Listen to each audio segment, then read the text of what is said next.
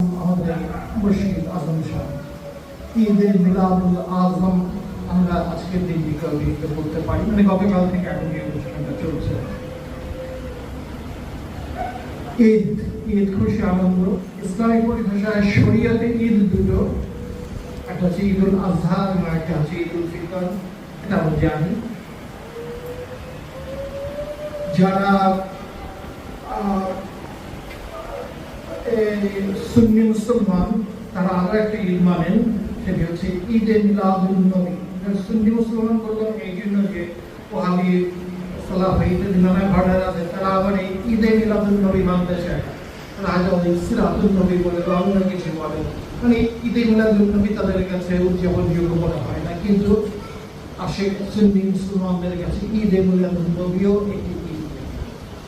আরো একটি ঈদ আছে, এটি বিশেষভাবে যারা তরিকতপন্থী তারা মানেন, শিয়া ধর্মের অনুসারীরা মানেন, আরো অনেকে মানেন।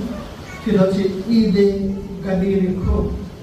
মহানবী যেদিন মাওলা আলীকে তার উত্তরাধিকারী ঘোষণা দিয়েছিলেন গাদির খুব নামক এলাকায়, সেই দিনটাকে ঈদে গাদির হিসেবে অনেকে উদযাপন করে, অন্যরা অনেকে করেন।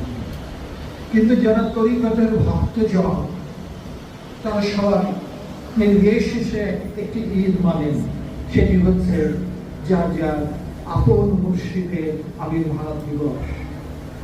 এই আবির্ভাব দিবস পালনটি এটি একটি সর্বজনীন বিষয়। আমরা দেখি যে